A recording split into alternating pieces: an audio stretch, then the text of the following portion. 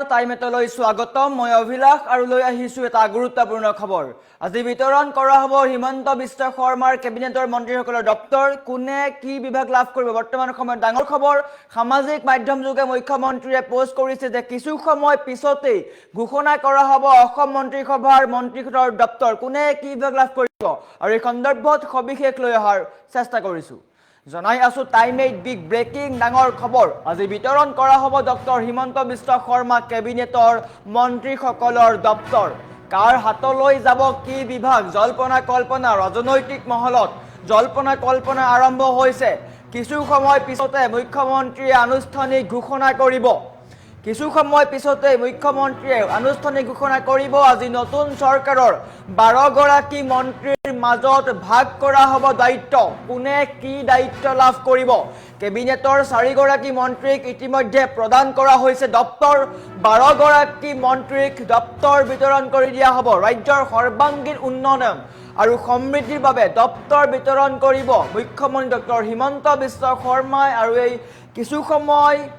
পূৰ্বতে হিমন্ত বিশ্ব শৰ্মাই এক্স যোগে পোষ্ট কৰিছে যে আজি হিমন্ত বিশ্ব শৰ্মাৰ কেবিনেটৰ মন্ত্ৰীসকলৰ দপ্তৰ বিতৰণ কৰা হ'ব আৰু ইয়াক লৈ এতিয়া ৰাজনৈতিক মহলত চৰ্চা আৰম্ভ হৈছে কোনে কি বিভাগ লাভ কৰিব তাৰ সমান্তৰালকৈ কাক কি দপ্তৰ দিয়া হ'ব স্পষ্ট হৈ পৰিব আৰু কেইটামান মুহূৰ্তৰ পিছতেই ৰাজ্যৰ মুখ্যমন্ত্ৰী ডক্টৰ হিমন্ত বিশ্ব শৰ্মাই আনুষ্ঠানিকভাৱে দপ্তৰ ঘোষণা কৰিব কাৰ হাতলৈ যাব কি বিভাগ 12 গৰাকীকৈ মন্ত্ৰীক দায়িত্ব দিয়া হ'ব কাক কি দায়িত্ব দিয়া হ'ব জল্পনা কল্পনা আৰম্ভ হৈছে ৰাজনৈতিক মহলত জল্পনা কল্পনাৰ আৰম্ভ হৈছে কেইবাগৰাকী মন্ত্ৰী আছে ডক্টৰ ৰণোজ পেগু আছে পীযুষ হাজৰিকা আছে তাৰ সমান্তৰালকৈ জয়ন্ত মল্ল বৰুৱা আছে নতুন কেইবাগৰাকীও মন্ত্ৰী দেখিবলৈ পোৱা গৈছে নতুন মন্ত্ৰীসকলক কি দায়িত্ব দিয়া হ'ব তাক লৈ চৰ্চা চলিছে কিন্তু কিছু সময় পিছতেই স্পষ্ট হৈ পৰিব কোনে কি দপ্তৰ লাভ কৰিব ৰাজ্যবাসীৰ দৃষ্টি এতিয়া কেৱল জনতা ভৱনৰ ওপৰত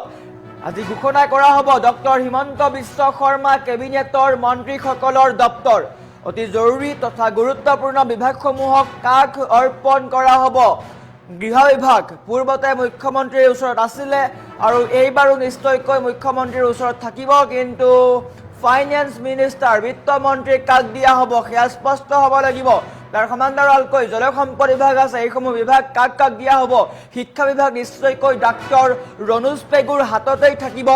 তাৰ উপৰিও কেইবাগৰাকীও নতুন মন্ত্ৰী আছে সেই নতুন মন্ত্ৰী কেইগৰাকী কি দায়িত্ব দিয়া হয় মূল দায়িত্ব থাকিব বিত্তমন্ত্ৰী কাক দিয়া হয় কিয়নো পূৰ্বতে অজন্তা নিয়োগক বিত্তমন্ত্ৰী দিয়া হৈছিলে কিন্তু অজন্তা নিয়োগক এইবাৰ দিয়া হোৱা নাই আৰু এইবাৰ কাক দিয়া হ'ব বিত্ত বিভাগটো ইয়া স্পষ্ট হ'ব লাগিব ইয়াৰ উপৰিও ডাঙৰ খবৰ 12 গৰাকী মন্ত্ৰীৰ মাজত দপ্তৰ বিতৰণ কৰা হ'ব আৰু মাত্ৰ কেইটামান মুহূৰ্তৰ পিছতে স্পষ্ট হৈ পৰিব কোনে কি বিভাগ লাভ কৰে গতিকে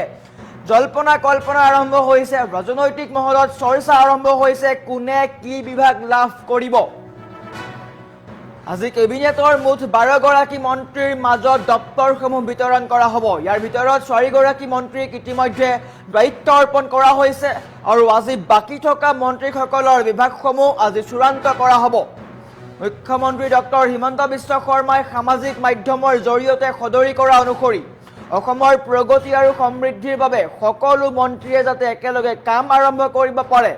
তাৰ বাবে অতি শীঘ্ৰে এই দপ্তৰসমূহ আবণ্টন দিয়া হ'ব কোনগৰাকী মন্ত্ৰীৰ হাতলৈ যাব কোনটো গুৰুত্বপূৰ্ণ বিভাগ কেনে হ'ব নতুন কেবিনেটৰ দপ্তৰৰ খতিয়ান আৰু বৰ্তমান সময়ত ইয়াক লৈ চৰ্চা আৰম্ভ হৈছে কোনে কি বিভাগ লাভ কৰিব ইয়াৰ উপৰি কেইবাগৰাকীও নতুন মন্ত্ৰী আছে নীলিমা দেৱী আছে সুশান্ত বৰগোহাঁই আছে ইয়াৰ উপৰি কৌশিক ৰায় আছে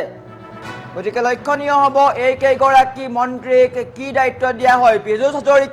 হাজৰিকাৰ হাতত নিশ্চয়কৈ জলসম্পদ বিভাগ আছিলে ইয়াৰ উপৰি জয়ন্ত মল্ল বৰুৱাৰ ওচৰত আৰবান এণ্ড পৰ্যটন বিভাগটো আছিলে বিমল বৰাৰ ওচৰত আছিলে সাংস্কৃতিক বিভাগ আৰু সমান্তৰালকৈ বিশ্বজিৎ দৈমাৰীও আছে ডক্টৰ ৰণোজ পেগু আছে অশ্বিনী ৰায় চৰকাৰ আছে কাক কি দায়িত্ব দিয়া হ'ব কৌশিক ৰায় আছে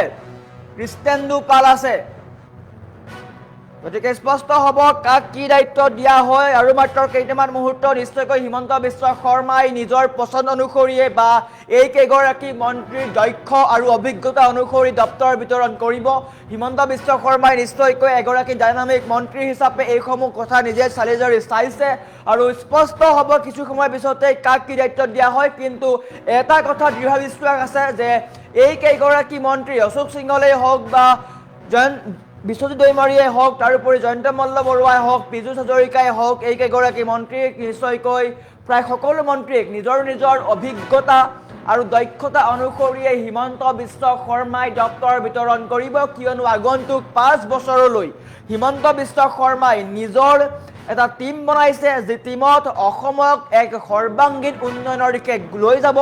আৰু সেই উন্নয়নৰ গতিত হিমন্ত বিশ্ব শৰ্মাক লগ দিবলৈ এই কেইগৰাকী মন্ত্ৰী আটাইতকৈ গুৰুত্বপূৰ্ণ। তাৰ সমান্তৰালকৈ কি বিভাগ দিয়া হ'ব, নিজৰ নিজৰ দক্ষতা আৰু অভিজ্ঞতা অনুসৰি দপ্তৰ বিতৰণ কৰা হ'ব আৰু কিছু সময় পিছতেই সেয়া স্পষ্ট হৈ পৰিব আৰু মাত্ৰ কেইটামান মুহূৰ্ত আছে। কিন্তু ৰাজনৈতিক মহলত চৰ্চা আৰম্ভ হৈছে কোনে কি বিভাগ লাভ কৰিব। ইতিমধ্যে হিমন্ত বিশ্ব শৰ্মাই সামাজিক মাধ্যম যোগে এই কথা স্পষ্ট কৰিছে আৰু মাত্ৰ কেইটামান মুহূৰ্তৰ পিছতেই হিমন্ত বিশ্ব শৰ্মাই ঘোষণা কৰিব কাক কি বিভাগ দিয়া হয়। ইতিমধ্যে সকলোৰে মাজত চৰ্চা আৰম্ভ হৈছে।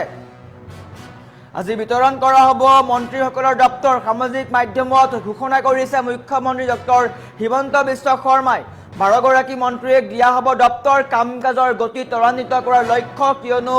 নিৰ্বাচন অনুষ্ঠিত হোৱা বহু সময় হৈ গ'ল, ফলাফলৰ ঘোষণা দিয়াৰ সময় পাৰ হৈ গ'ল আৰু বৰ্তমান সময়ত কাম কৰিব লাগে আৰু সেইকাৰণে হিমন্ত বিশ্ব শৰ্মাই এই